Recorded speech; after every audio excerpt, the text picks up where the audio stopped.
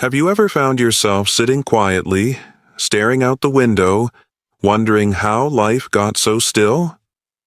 Maybe you felt like the world is moving on without you, and the days feel longer than they used to. It's a feeling many people experience as they grow older, especially after 60. Life changes. Kids grow up and move away. Careers wind down, and even friendships sometimes fade. It's easy to feel like you've lost your place or that your contributions don't matter as much anymore. But let me tell you something. That couldn't be further from the truth. You are still here, and you still have so much to offer. This chapter of your life is not about fading into the background. It's about stepping into a new role, one where you can find meaning, connection, and joy in ways you might not have imagined before. Today we're going to talk about how to break free from loneliness and rediscover what makes you feel valued and alive again. Let's start with something simple but incredibly important: recognizing your worth. It's easy to fall into the trap of thinking that because certain roles in your life have changed, like being a parent with kids at home or someone climbing the career ladder, you're no longer needed. But think about this for a moment. Your worth isn't tied to those roles. It's tied to who you are as a person, the wisdom you've gained, the experiences you've had, and the love you're capable of sharing. You've lived through decades of challenges, triumphs, and lessons, and those things make you uniquely valuable. One of the best ways to reconnect with that sense of value is by finding purpose in your daily life. Purpose doesn't have to mean something grand or complicated. It can be as simple as doing something that brings joy or helps others. Have you ever considered volunteering? Giving back is one of the most rewarding ways to feel connected and valued. Whether it's helping out at a local food bank, mentoring younger generations, or even knitting blankets for charity, these acts of kindness remind us that we still have so much to contribute. And here's the beautiful part. When we give our time and energy to others, we often receive even more in return. Volunteering can introduce you to new people who share your values, give you a sense of accomplishment, and even improve your mental health. Studies show that people who volunteer regularly feel less isolated and more fulfilled. It's not just about helping others. It's about helping yourself, too. But let's take it a step further. What if loneliness isn't just about feeling disconnected from others, but also from yourself? Sometimes we get so caught up in routines or worries that we forget to nurture our own interests and passions. When was the last time you tried something new? Maybe there's a hobby or activity you've always wanted to explore but never had the time for.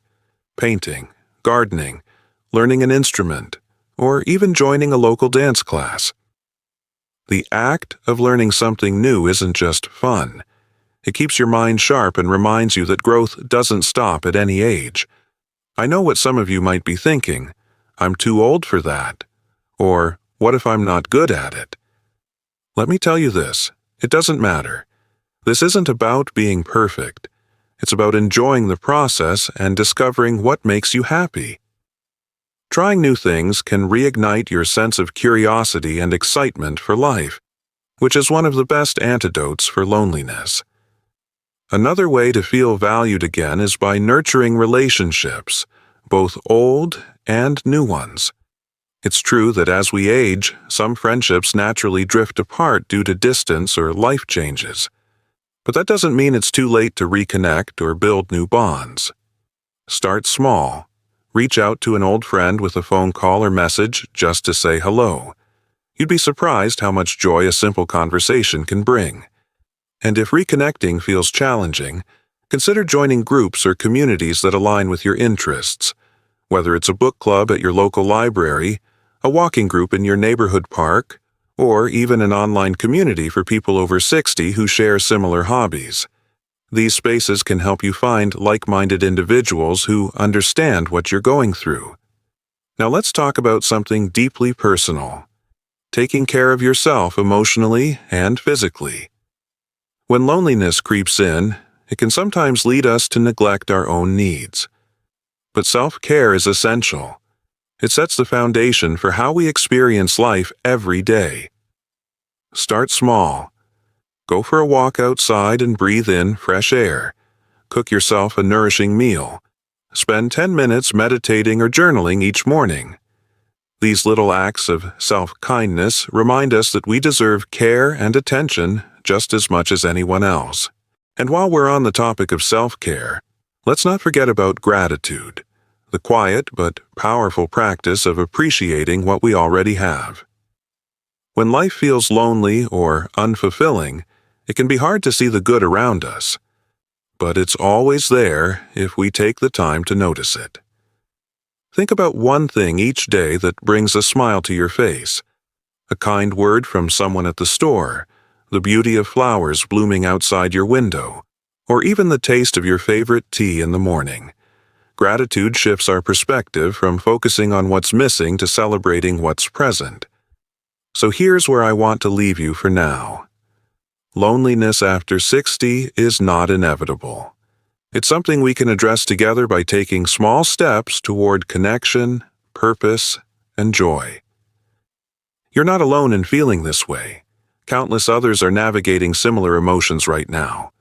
But remember this: you are still here for a reason. You still have so much light within you waiting to shine brighter than ever before. You know, one of the most powerful ways to feel valued again is by embracing the idea that your story matters. Think about it. You've lived through decades of experiences that younger generations can only read about.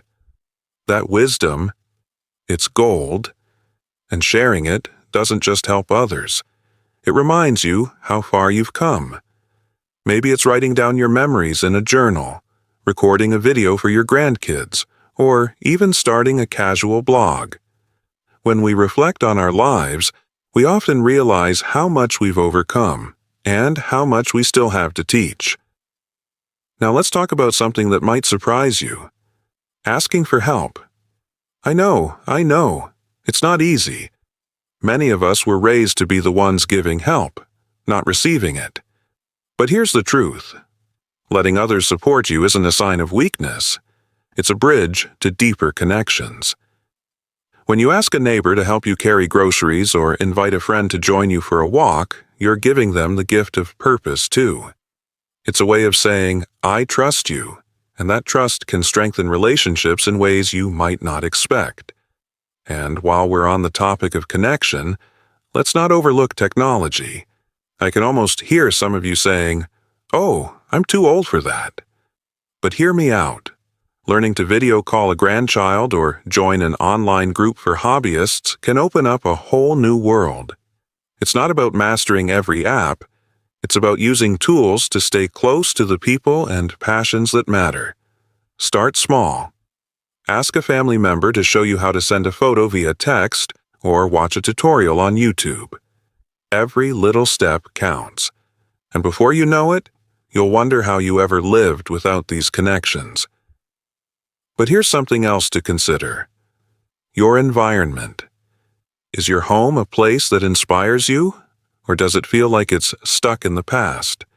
Rearranging a room, adding a few plants, or even hanging up photos of loved ones can shift your mood dramatically. A space that reflects who you are now, not just who you were, can reignite creativity and make you feel more present in your own life. Maybe it's time to donate old items that no longer serve you and replace them with things that spark joy. You deserve to live in a place that feels like you. Now let's circle back to something we touched on earlier: self-compassion. After 60, it's easy to dwell on regrets or things we wish we'd done differently. But what if, instead of focusing on the what-ifs, we celebrated the what-is? Every morning, try looking in the mirror and saying one kind thing to yourself, like, "I'm proud of how I handled that tough situation," or, "I'm doing my best, and that's enough." Over time, this practice can quiet that inner critic and help you see yourself the way your loved ones do, as someone who's resilient, capable, and deeply worthy of love. Let's talk about something that often goes unspoken: The power of legacy. Not the kind etched in stone, but the quiet, everyday impact you leave on the people around you. Maybe it's the recipe your grandchildren beg you to make every holiday, the advice you gave a neighbor that changed their perspective, or even the way you smile at strangers during your morning walk. These moments, these tiny legacies, are proof that your presence matters more than you realize. Now let's shift gears to a topic many avoid: grief and renewal. Loss is an inevitable part of life after 60, whether it's the passing of loved ones, the end of a career, or even the fading of old routines. But here's what I've learned. Grief isn't a sign of weakness. It's a testament to how deeply you've loved. And within that grief lies an opportunity to rediscover parts of yourself that you set aside long ago. Maybe it's revisiting a hobby you abandoned for motherhood, or finally taking that art class you dreamed about in your 40s. This isn't about moving on. It's about moving forward with your heart open to new possibilities. And speaking of new possibilities, let's discuss community in unexpected places. Have you ever considered how much connection exists right outside your front door? Strike up a conversation with the cashier at your grocery store who knows your name. Join a community garden where you can grow herbs alongside others. Or simply sit on a park bench and exchange stories with someone walking their dog. These micro moments of connection might seem small, but they weave a safety net of belonging that can carry you through tough days. Here's another idea. Redefine what independence means. For years, independence might have meant doing everything yourself, but true strength lies in knowing when to lean on others and when to let others lean on you. Host a potluck where everyone brings a dish and shares a memory. Start a skill swap group. You teach someone how to knit. They help you navigate smartphone photos.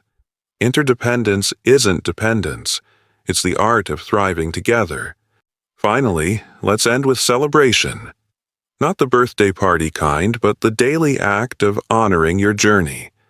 Keep a win jar where you jot down small victories, like trying a new food, finishing a book, or laughing until your sides hurt.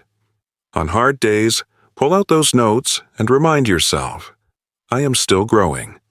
I am still here. So tell me, what's one small step you'll take this week to feel more connected? Maybe it's calling an old friend, planting herbs in a pot, or simply smiling at a stranger. Share your plan in the comments below.